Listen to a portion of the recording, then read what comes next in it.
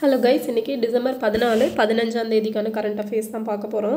So December 14 நேற்றுக்கான current அஃபேர்ஸில் பார்த்தீங்க அப்படின்னா தினமணி பேப்பரில் எடிட்டோரியல் பேஜில் வந்து இந்த காற்று மாசு பற்றியான டேட்டாஸ் கொடுத்துருந்தாங்க. அதில் சில சட்டங்கள் அப்படிங்கிறது கொடுத்துருந்தாங்க. ஸோ அது மட்டும் எடுத்திருக்கேன். ஸோ கொஞ்சம் நோட் பண்ணிக்கோங்க. காற்று மாசு கட்டுப்பாட்டு சட்டம் அப்படிங்கிறத எப்போ கொண்டு வந்திருப்பாங்கன்னா 1955 கொண்டு வந்திருப்பாங்க. காற்றின் தரச்சட்டம் அப்படிங்கிறது 1967. காற்று மாசுலேயே தடுப்பு மற்றும் கட்டுப்பாடு ரெண்டுக்குமானது ஒரு இதோட அமெண்ட்மெண்ட் மாதிரியானது கொண்டு வந்தது எப்போனா 1981, 87 2 வருடங்களில் அதில் திருத்தங்கள் அப்படிங்கிறது பண்ணி கொண்டு வந்திருப்பாங்க. அண்ட் தமிழ்நாடு மாசு கட்டுப்பாட்டு வாரிய சட்டம் அப்படிங்கிறது ஸோ இதுதான் வந்து நமக்கு வந்து இப்போது மெயின்ஸில் வந்து இம்பார்ட்டண்ட்டானது. ஓகேவா? ஸோ அது எப்போன்னு பார்த்தீங்கன்னா 27 February 1982 கொண்டு வந்திருப்பாங்க தமிழ்நாடு மாசு கட்டுப்பாட்டு வாரியம். ஓகேவா? நெக்ஸ்ட் பார்த்தீங்க அப்படின்னா நீதிபதிகள் விசாரணை சட்டம் 1968. ஸோ இந்த நியூஸ் எதோட தொடர்புடையது அப்படின்னு பார்த்தோன்னா அலகாபாத் உயர்நீதிமன்றத்தோட ஒரு நீதிபதி, அவரோட பேர் என்ன அப்படின்னா சேகர் குமார் யாதவ் அப்படிங்கிறவர். ஸோ இவரை பதவி நீக்கம் பண்ணுறதுக்கான தீர்மானம் வந்து கொண்டு வந்திருக்காங்க.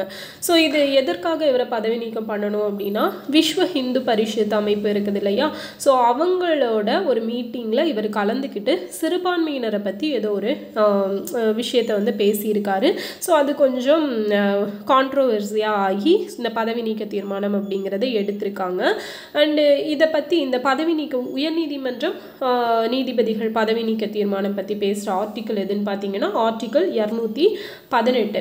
ஆக்சுவலாக இது டைரெக்டாக பதவி நீக்கம் அப்படிங்கிறத பற்றி சொல்லாது. இதில் என்ன சொல்லியிருக்காங்க அப்படின்னா உயர்நீதிமன்றத்திற்கு உச்ச நீதிமன்றம் தொடர்பான சில விதிகளோட விண்ணப்பம் அப்படிங்கிறத காமனாக கொடுத்துருப்பாங்க. ஸோ இதில் என்னென்ன மாதிரியான ப்ராசஸ் எல்லாம் பண்ணுவாங்கன்னா process and grounds for removing judges R consistent across both the supreme court and high court.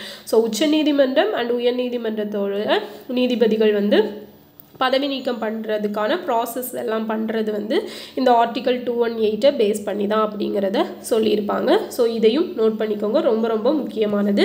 So ரீசெண்டாக நம்ம பார்த்துருப்போம் வைஸ் பிரசிடெண்ட்டை வந்து பதவி நீக்கம் பண்ணுறதுக்கான தீர்மானம் நிறைவேற்றியிருப்பாங்க அப்படின்னு சொல்லி.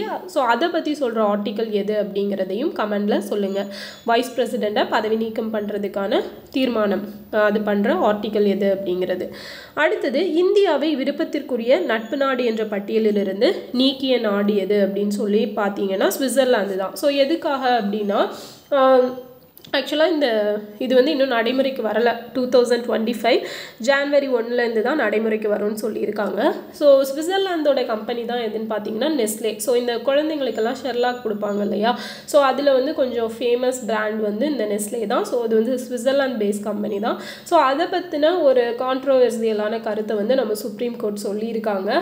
அதனால தான் சுவிட்சர்லாந்து என்ன முடிவு பண்ணியிருக்காங்க அப்படின்னா இந்தியாவை வந்து இந்த ஃபேவரபிள் நேஷன் அப்படிங்கிற ஒரு லிஸ்ட் வந்து வச்சுருப்பாங்க அவங்க. ஸோ அதுலேருந்து நீக்கலாம் அப்படின்னு சொல்லி நீக்கியாச்சு. ஸோ இதனால இந்தியாவுக்கு ஏதாவது பாதிப்பு இருக்கா அப்படின்னா எஸ் இருக்குது. என்னன்னு பார்த்தீங்க அப்படின்னா இப்போ இந்தியன்ஸ் வந்து சுவிட்சர்லாந்தில் போய் ஷாப்ஸ் இப்போ வச்சுருப்பாங்க, ஏதாவது பிஸ்னஸ் பண்ணுறாங்க அப்படின்னா அவங்களுக்கு வந்து இது வரைக்கும் டேக்ஸ் அப்படிங்கிறது கிடையாது. சப்போஸ் அவங்களோட ஃபேவரபிள் நேஷன்ஸ் அப்படிங்கிற லிஸ்ட்டில் இருந்தோம் அப்படின்னா நமக்கு டேக்ஸ் கிடையாது. பட் இல்லாத பட்சத்தில் இப்போ இதை நீக்கிறாங்க இல்லையா, இதில் என்ன நடக்கும் அப்படின்னா இப்போ அந்த பிஸ்னஸ் பண்ணுறவங்களாகட்டும் இல்லைன்னா ஒரு கடை வச்சுருக்கிறவங்களாகட்டும் அவங்களோட பிஸ்னஸ் மூலமாக அமௌண்ட்டு ஏர்ன் பண்ணுவாங்க இல்லையா, ஸோ அதில் வந்து 10% அப்படிங்கிறத டேக்ஸாக பே பண்ணணும். ஸோ அதான் இதோட கான்சிக்வன்ஸ் அப்படிங்கிறது. ஓகேவா? ஸோ இன்னும் இதில் சொல்லணும் அப்படின்னா மத்திய அமைச்சரவையில் சில விவாதங்கள் நடைபெற்றிருக்கும் இது தொடர்பாக. அப்போ மத்திய அமைச்சர் என்ன சொல்லியிருக்காங்க அப்படின்னா ஸோ அந்த ஆக்சுவலாக எதிர்கட்சிகள் எல்லாம் என்ன சொல்லியிருப்பாங்க, எதிர்கட்சிகள்னு இல்லை சில கம்ப்ளைண்ட்ஸ் நெஸ்லே பற்றி என்ன வந்திருக்கும்னா குழந்தைங்களுக்கு கொடுக்குற அந்த ஷெர்லாக்கில் வந்து அளவுக்கு அதிகமான சுகர் அப்படிங்கிறத ஆட் பண்ணியிருக்காங்க, இனிப்பு சுவையை ஆட் பண்ணியிருக்காங்க. ஸோ அது குழந்தைங்களுக்கு தீங்கு விளைவிக்கும் அப்படிங்கிறத சொல்லியிருப்பாங்க. ஸோ மத்திய அமைச்சர்கள் என்ன சொல்லியிருக்காங்கன்னா இல்லை நாங்கள் போய் ஆய்வு நடத்தினோம், எல்லாமே கரெக்டாக தான் இருக்குது அப்படிங்கிற மாதிரி சொல்லியிருக்காங்க. ஸோ சுவிட்சர்லாந்து தங்களோட முடிவை மாற்றிக்கிறதுக்கும் வாய்ப்புகள் இருக்குது, மாற்றாமல் இருக்கிறதுக்கும் வாய்ப்புகள் இருக்குது. ஸோ இதுதான் வந்து அந்த ப்ராப்ளம். அடுத்தது கங்கை யமுனை சரஸ்வதி சங்கமிக்கும் இடம் எதுன்னு பார்த்தீங்கன்னா பிரயாக்ராஜ். ஸோ பிரயாக்ராஜ் உத்தரப்பிரதேஷில் இருக்குது. இது வந்து எதுக்காக இப்போ நம்ம ரீசனாக நியூஸில் அதிகமாக பார்த்துட்ருக்கோம் இல்லையா? ஸோ ஜான்வரி 13, 2025 February 26 வரைக்கும் இந்த பிரயாக்ராஜில் தான் என்ன நடக்க இருக்குதுன்னா மகா கும்பமேளா. ஸோ இந்த மகா கும்பமேளா எத்தனை வருஷத்துக்கு ஒரு தடவை நடக்கும் அப்படின்னு பார்த்தீங்கன்னா 12 வருடங்களுக்கு ஒரு முறை நடக்கக்கூடியது. அடுத்தது அதிக grandmasters in India. So chess grandmasters இருக்காங்க இல்லையா? ஸோ அதிகமான கிராண்ட் மாஸ்டர்ஸ் இந்தியாவில் எந்த ஸ்டேட்டில் இருக்காங்கன்னா நம்ம தமிழ்நாட்டில் தான். ஸோ 31 கிராண்ட் மாஸ்டர்ஸ் இருக்காங்க. செகண்ட் பிளேஸில் வந்து Maharashtra, so 12 grandmasters. Third பிளேஸில் மேற்கு வங்கம் 11 கிராண்ட் மாஸ்டர்ஸ் வந்து இருக்காங்க. ஓகேவா, இது செகண்ட் பிளேஸு.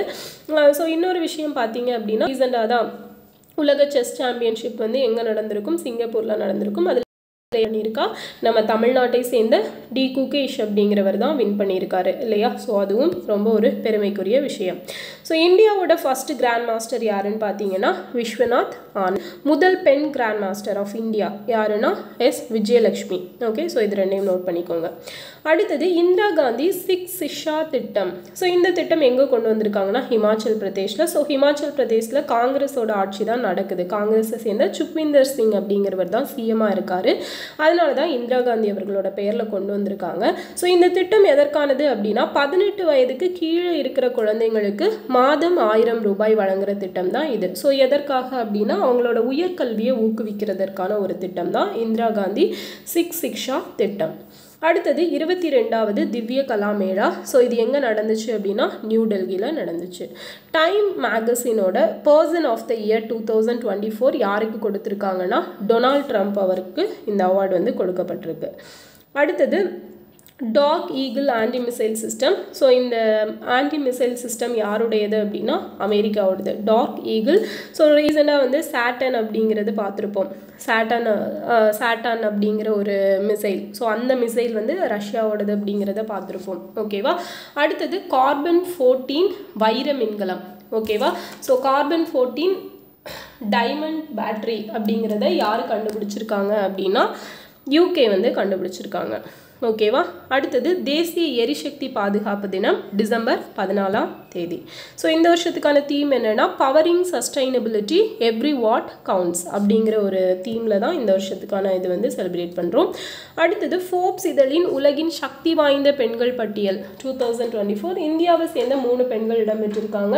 நிர்மலா சீதாராமன் 28வது place. Roshni Nadar HCL owner இருக்காங்களா ஷிவ் நாடாரோட பொண்ணு. ஸோ அவங்க 81வது பிளேஸ். கிரண் மஜூம்தார் இவங்க வந்து 82வது பிளேஸ். ஸோ ஃபஸ்ட்டு பிளேஸில் பார்த்தீங்க அப்படின்னா உர்சுலா அப்படிங்கிறவங்க இருக்காங்க. ஸோ இதான் வந்து டிசம்பர் 14க்கான கரண்ட் அஃபேர்ஸ். ஒரு சின்ன ரீகேப் மட்டும் பார்த்துக்கலாமா? ஃபர்ஸ்ட் வந்து காற்று மாசு கட்டுப்பாட்டு சட்டம், காற்றின் தர சட்டம். ஸோ இதெல்லாம் இருக்கட்டும். முக்கியமானது தமிழ்நாடு மாசு கட்டுப்பாட்டு வாரியம் 27 February 1982. நீதிபதிகள் விசாரணை சட்டம் 1968. ஸோ நீதிபதிகள் பதவி நீக்க தீர்மானம் பற்றின ஆர்டிக்கல் 218. இந்தியாவை விருப்பத்திற்குரிய நட்பு நாடு என்ற பட்டியலிலிருந்து நீக்கிய நாடு எதுன்னா சுவிட்சர்லாந்து. கங்கை யமுனை சரஸ்வதி சங்கமிக்கும் இடம் பிரயாக்ராஜ் உத்தரப்பிரதேஷில் இருக்குது. அதிக கிராண்ட் மாஸ்டர்ஸ் இன் இந்தியா எங்கே இருக்காங்கன்னா தமிழ்நாட்டில். இந்திரா காந்தி 6 சிக்ஷா திட்டம் ஹிமாச்சல் பிரதேஷில் கொண்டு வந்திருக்காங்க. 22வது திவ்ய கலாமேளா நியூ டெல்லியில்.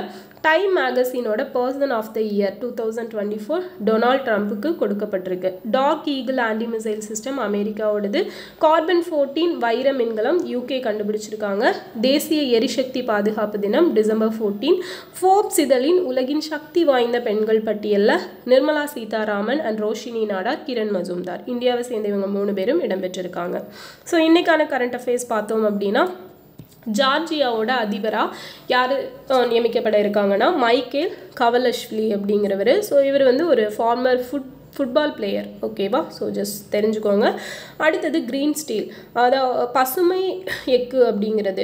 இந்தியா தான் வந்து இந்த பசுமை எக்கு அப்படிங்கிறத அனௌன்ஸ் பண்ணுற ஒரு ஃபஸ்ட்டு நாடு அப்படின்னு சொல்லியிருக்காங்க.